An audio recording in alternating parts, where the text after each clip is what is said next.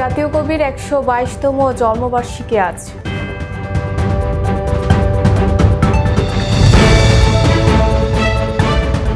নজরুলের প্রাসঙ্গিকতা সবসময় থাকবে বলেছেন সেতুমন্ত্রী।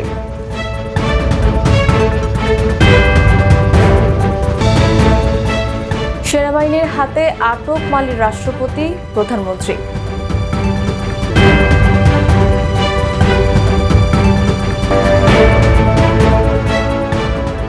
এবং অনুশীলনে ব্যস্ত জামাল ভুঁইয়ারা।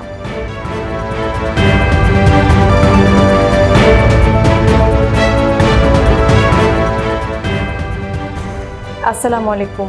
কর্ণফুলী সংবাদে আমন্ত্রণ জানাচ্ছি আমি শারমিন আক্তার সোনিয়া। শুনছিলেন সাইমা প্রপার্টিজ প্রাইভেট লিমিটেড সংবাদ শিরোনাম। এবার বিস্তারিত।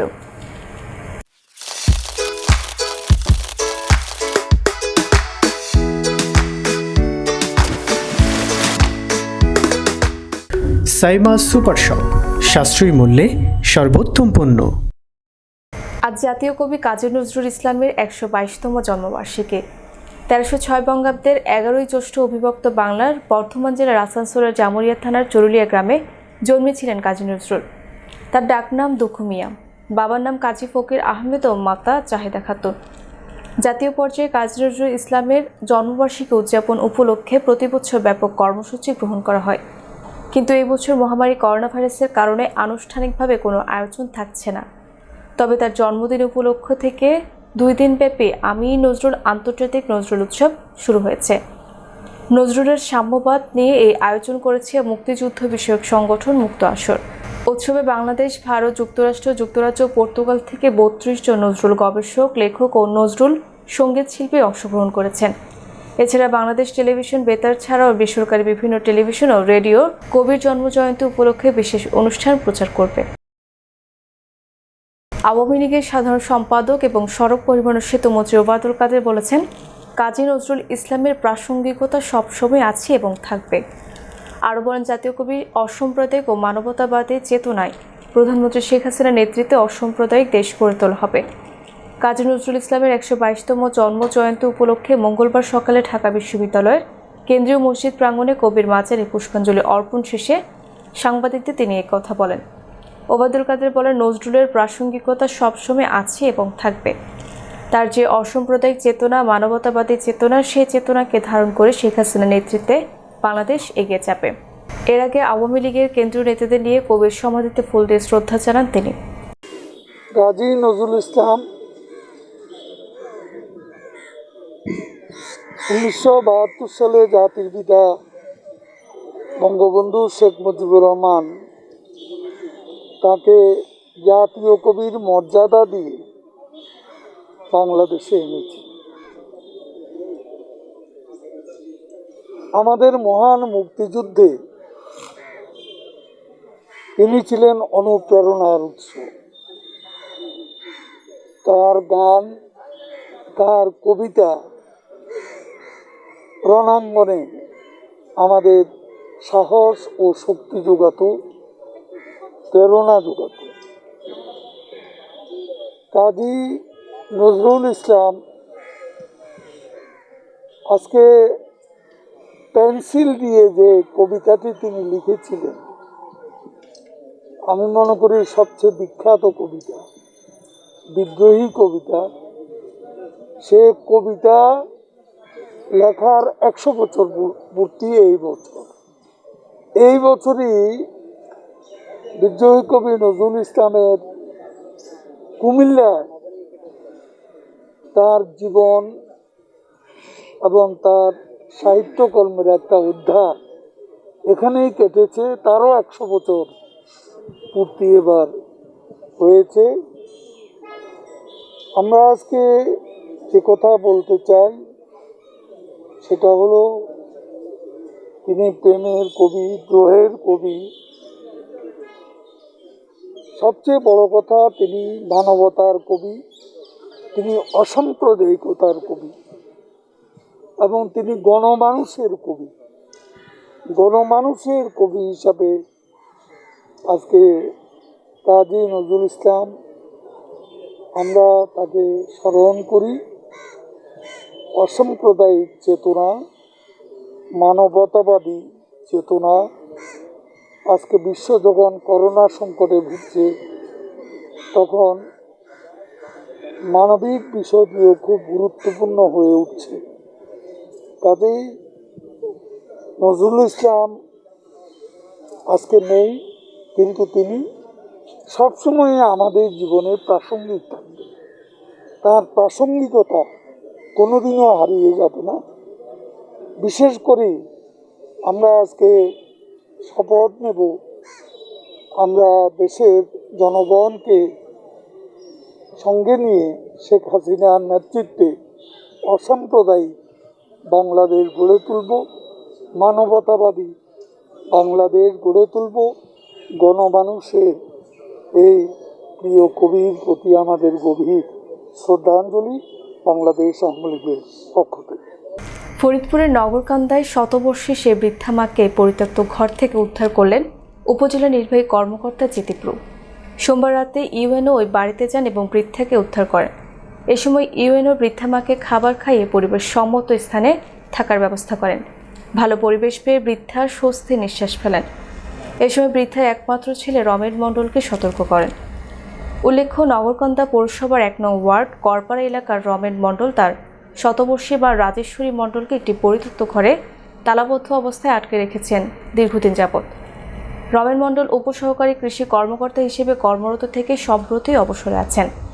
একটি পরিত্যক্ত তালাবদ্ধ ঘরে জরাজীর্ণ অবস্থায় তাকে রাখা হয়েছিল। ওই শতবর্ষী মা ময়লা আবর্জনার ভিতর তীব্র গরমে কাতরাচ্ছে।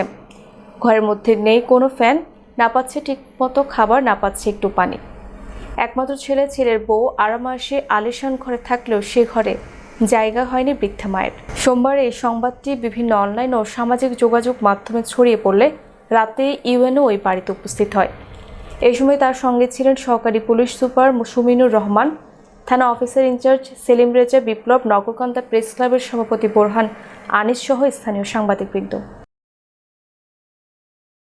যশোর মাদক নিরাময় কেন্দ্রে মাহফুজুর রহমান নামে এক যুবককে পিটিয়ে হত্যার অভিযোগ উঠেছে। মৃত্যুর আগে ওই যুবককে মারপিটের একটি সিসিটিভি ফুটেজ পেয়েছে পুলিশ। অভিযোগ উঠেছে শনিবার ওই যুবকের মৃত্যুর পর তার মরদেহ প্রতিষ্ঠানটির সদস্যরা যশোর জেনারেল হাসপাতালে রেখে চলে যায়। এরপর পরিবারের লোকজন জীবননগর থেকে এসে রোববার দুপুরে হত্যার অভিযোগ তোলেন। এই ঘটনা এখন পর্যন্ত 14 জনকে জিজ্ঞাসাবাদের জন্য হেফাজতে নিয়েছে পুলিশ। নিহত মাহফুজুর রহমান চুয়াডাঙ্গার জীবননগর উপজেলার বাস স্ট্যান্ড এলাকার মনিরুজ্জামানের ছেলে। নিহতের চাচা সাইদুর রহমান বলেন, আমার ভাতিজা মাহফুজ মাদক সেবী। তাকে গেল 26শে এপ্রিল যশোরের মাদক শক্তি নিরাময় ও পুনর্বাসন কেন্দ্রে চিকিৎসার জন্য পাঠানো হয়। শনিবার বিকেলে খবর পায় তাকে ওই প্রতিষ্ঠানের লোকজন মারপিট করে হত্যা করেছে। পরে লাশ অজ্ঞাত হিসেবে যশোর জেনারেল হাসপাতালের জরুরি বিভাগে রেখে চলে যায়। আমরা পরিবারের লোকজন এসে মরদেহ হাসপাতালের মর্গে পাই। আমার ভাতিজা মাদকাসক্তি আসক্ত হওয়ার কারণে গত মাসের 26 তারিখে যশোর মাদকাসক্তি নিরাময় কেন্দ্রে ভর্তি করে সুস্থতার কারণের জন্য আমরা দীর্ঘ প্রায় 1 মাস যোগাযোগ করি তাদের সাথে। তারা বলে যে ছেলে ভালো আছে, আপনারা 1 মাস পরে এসে দেখা করবেন। এর মধ্যে গতকাল বেলা 1টার দিকে এরা ফোন করে বলতেছে ছেলে মারা গেছে। কীভাবে মারা গেছে না গেছে ওসব কিছু বললো না, মারা গেছে। আমরা তাড়াতাড়ি করে হসপিটালে এসে মর্গে দেখি লাশ। থানায় আসি, থানার সাথে যোগাযোগ করে রাত্রে ওদের যে সিসি ফুটেজ আছে সিসি ফুটেজে বেশ কিছু ধারণকৃত ভিডিও দেখা যায়। তাতে স্পষ্ট বোঝা যায় যে অমানবিক নির্যাতন করে তাকে হত্যা করা হয়েছে। আমরা এই হত্যার বিচার চাই। আমরা অলরেডি যেমন কোতোয়ালি থানায় একটা মামলা করতেছি এবং আমার দাবি, প্রধানমন্ত্রীর কাছে দাবি, যাতে আমাদের সুষ্ঠু বিচার করেন। এইভাবে যেন কোনো বাবা মার সন্তান খালি না হয়। গতকাল দুপুর আনুমানিক 1টায় আমরা সংবাদপ্রাপ্ত হই যশোর জেনারেল হাসপাতালে 3 জন ব্যক্তি একটি ডেড বডিকে রেখে চলে গেছেন। সেই সংবাদ প্রাপ্তি পরে কোতোয়ালি থানা পুলিশ ওখানে গমন করার পরে আমরা জানতে পারি যশোর মাদকাসক্তি নিরাময় কেন্দ্র হতে এই ব্যক্তিকে এখানে ফেলে রাখা হয়েছে। পরবর্তীতে আমাদের পুলিশ ঊর্ধ্বতন অতিরিক্ত সার্কেল তার নেতৃত্বে পুলিশজন রিহাব সেন্টারে ওখানে গমন করে ভ্রমণ করার পরে যে জানতে পারি যে সিসিটিভি ক্যামেরা পর্যালোচনা জানতে পারি যে ওখানে তার উপর নির্যাতন করা হয়েছে। নির্যাতনের সাথে জড়িত সকলকে ইতিমধ্যে আমরা গ্রেপ্তার করতে সক্ষম হয়েছি। ভিকটিমের বাবা বাদী হয়ে এজাহার দায়ের করেছেন, আমরা আইনগত ব্যবস্থা গ্রহণ করছি। ঢাকার নবাবগঞ্জে ভারী যানবাহন চলাচলের কারণে সেতুর মাঝখানে সৃষ্টি হয়েছে গর্তের। স্থানীয়দের অভিযোগ, সেতু দিয়ে ঝুঁকি নিয়ে যানবাহন করলেও 3 মাসও সংস্কারের উদ্যোগ নেয়নি কর্তৃপক্ষ। এতে দুর্ভোগ বেড়েছে এই পথে চলাচলকারীদের, নষ্ট হচ্ছে যানবাহনের যন্ত্রাংশ, আর প্রায়ই ঘটছে দুর্ঘটনা। এই অবস্থায় চরম দুর্ভোগ পোহাতে হচ্ছে স্থানীয়দের। তবে এলজিইডি কর্তৃপক্ষ বলছে শীঘ্রই সেতুটির গর্ত সংস্কারের ব্যবস্থা নেওয়া হবে। নবাবগঞ্জ থেকে শামীম হোসেন শামনের পাঠানো তথ্যচিত্রে বিস্তারিত জানাচ্ছেন মাহির হাসান। ঢাকার নবাবগঞ্জ উপজেলার শিকারীপাড়া ইউনিয়নের দাউদপুর এলাকায় দীর্ঘ 2 যুগেরও বেশি সময় আগে যাতায়াত সহজ করতে একটি সেতু নির্মাণ করা হয়। ভারী যানবাহনের কারণে সেতুটির উপরে সৃষ্টি হয়েছে গর্তের। শিকারীপাড়া ইউনিয়নের পাঞ্জিপ্রহরী, বক্তারনগর, হাগরাতি ও গরিবপুর গ্রামসহ আশেপাশের 30 গ্রামের মানুষের যোগাযোগের একমাত্র মাধ্যম এই সেতু। সেতুর উপরে গর্তের কারণে ঝুঁকি নিয়ে চলাচল করছে যানবাহন ও পথচারীরা। এছাড়াও সেতুটি দিয়ে প্রতিদিন পার্শ্ববর্তী মানিকগঞ্জ জেলার মানুষও চলাচল করে। কিন্তু গেল 3 মাসেরও বেশি সময় আগে সেতুটির উপরে গর্তের সৃষ্টি হয়।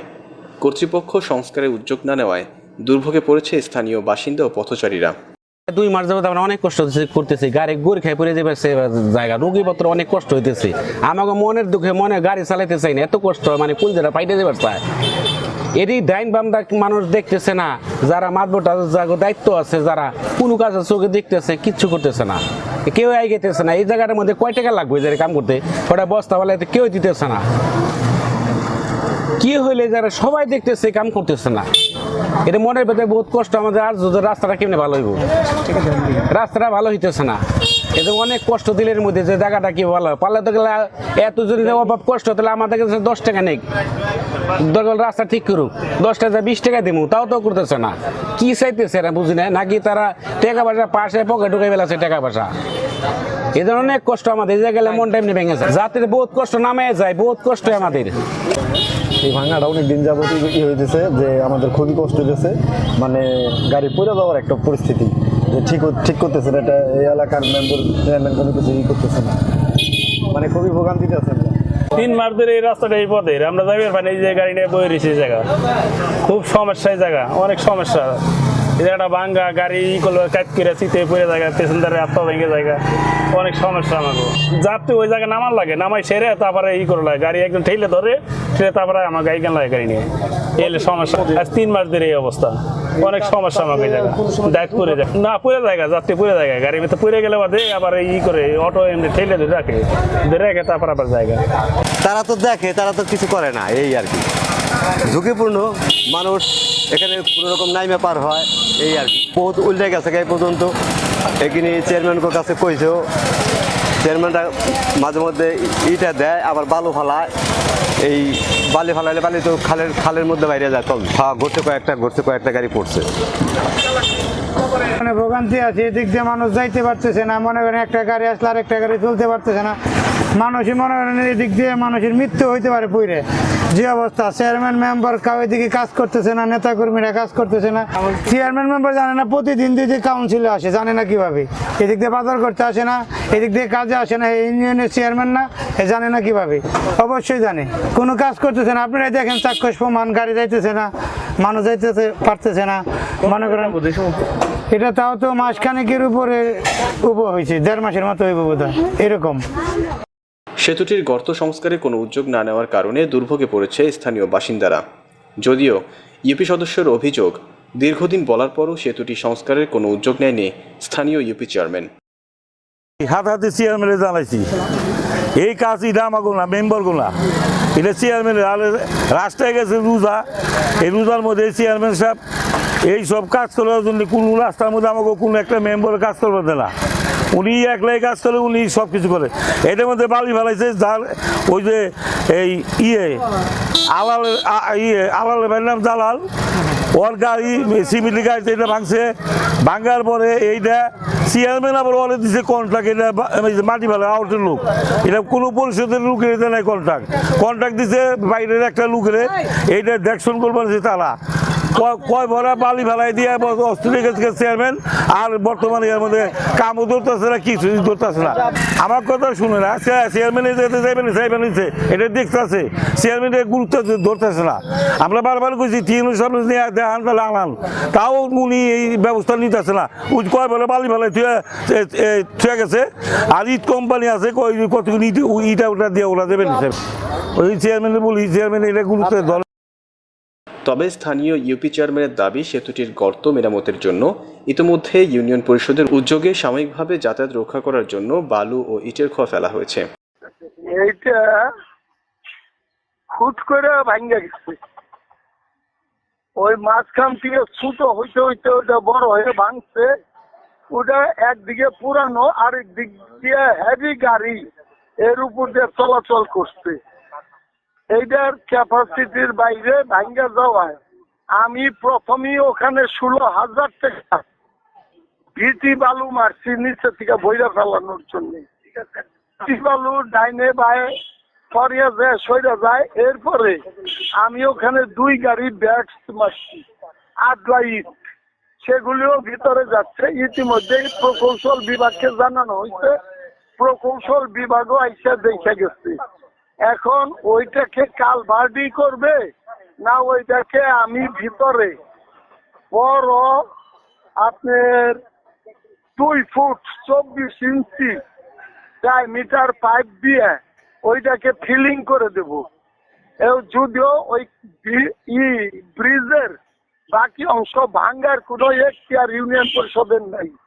এলজিডির ব্রিজ এলজিডি সিদ্ধান্ত নেবে। আমি কালকেও বোধহয় 1 গাড়ি ব্যাট চালাইবার পরশু ফালাইছি, কালকে দেখছি যে হয়ে গেছে। আজকে আবার 1 গাড়ি ব্যাট ইউনিয়ন পরিষদ থেকে সাময়িক চলাচলের একটু উপযোগী সিস্টেম করতেছি। চূড়ান্ত সিদ্ধান্ত নেবে উপজেলা প্রকৌশল বিভাগ।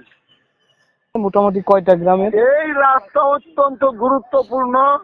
এটা মানিকগঞ্জের এই বর্ডার হাটিপাড়া থেকে শুরু করে এখান থেকে ধুলছুড়া, আজিমনগর, তারপরে আপনার জামশা, শিকারিপাড়া, জয়কৃষ্ণপুর, বারোয়াখালী, নয়নশ্রী লোকজন চলাচল করে।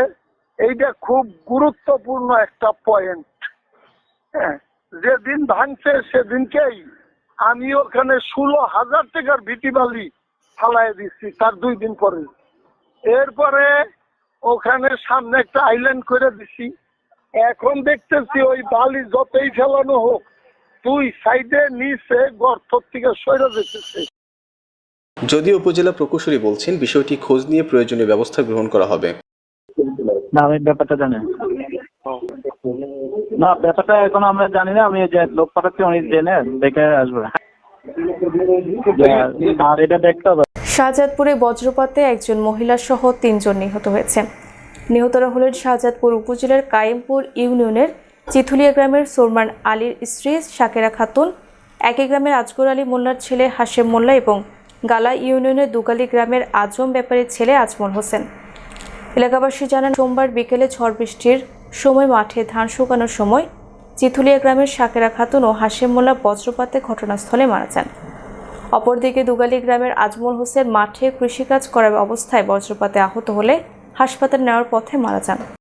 ফরিদপুরের সালথায় আওয়ামী লীগ নেতাকর্মীদের সাথে সংসদ উপনেতা সৈয়দা সাজেদা চৌধুরীর এমপির কনিষ্ঠ পুত্র রাজনৈতিক প্রতিনিধি শাহাদাব আকবর লাবু চৌধুরী মতবিনিময় করেছেন। সোমবার বিকালে উপজেলার গোট্টি ইউনিয়নের সিংহপ্রতাপ গ্রামের সদ্য কারামুক্ত প্রবীণ আওয়ামী লীগ নেতা অভিভক্ত নগরকান্দা উপজেলা আওয়ামী লীগের সাবেক সহসভাপতি ইমামুল হোসেন তারামিয়ার বাড়িতে এই মতবিনিময় অনুষ্ঠিত হয়।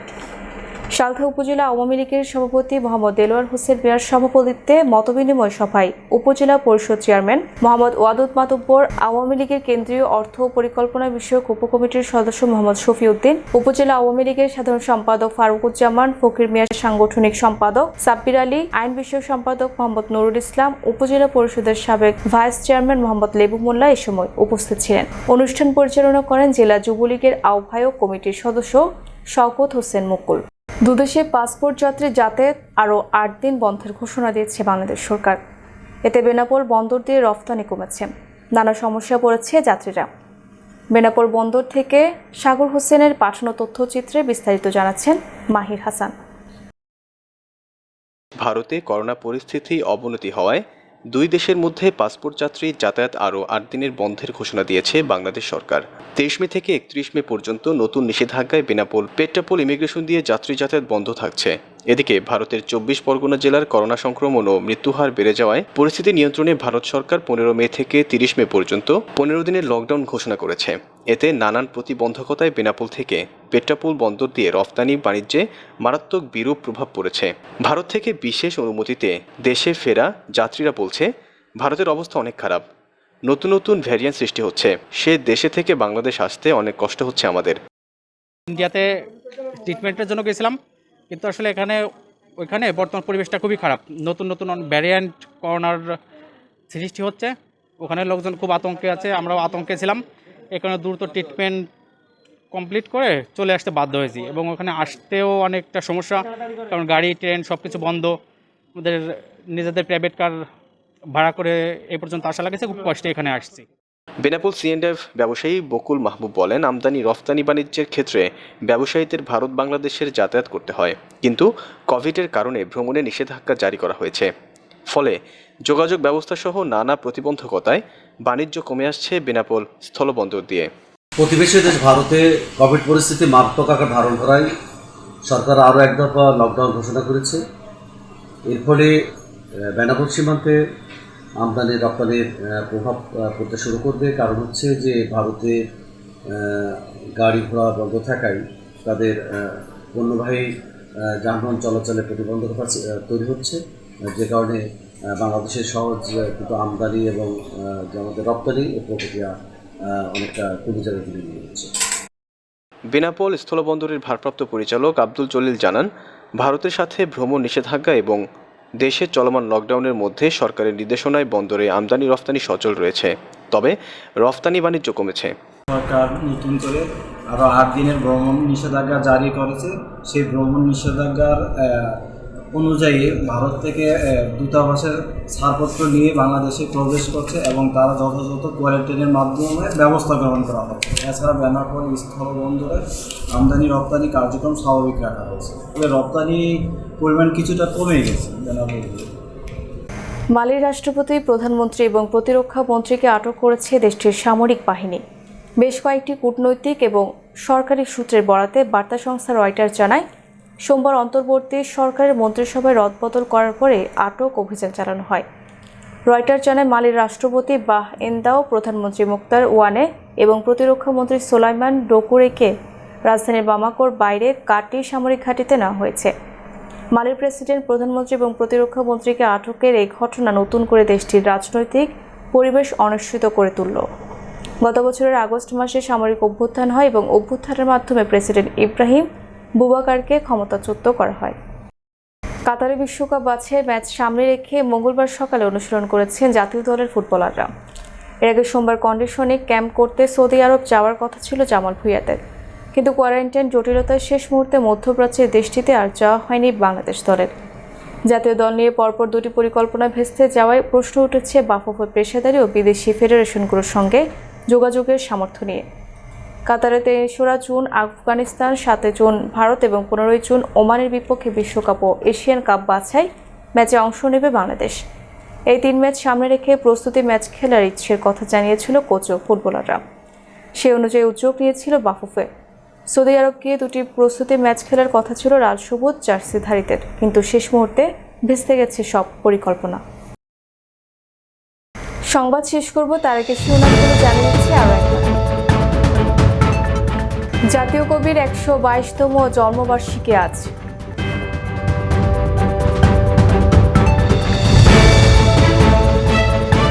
নজরুলের প্রাসঙ্গিকতা সবসময় থাকবে বলেছেন সেতুমন্ত্রী।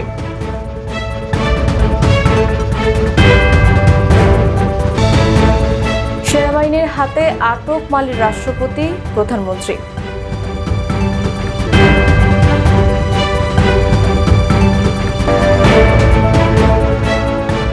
এবং অনুশীলনে ব্যস্ত জামাল ভুঁইয়ারা।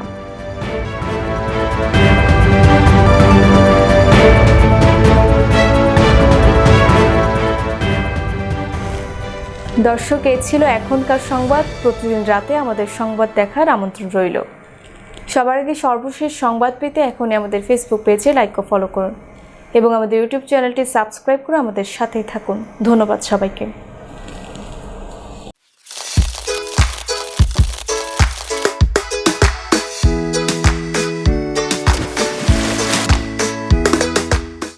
সাইমা সুপার শপ, সাশ্রয়ী মূল্যে সর্বোত্তম পণ্য।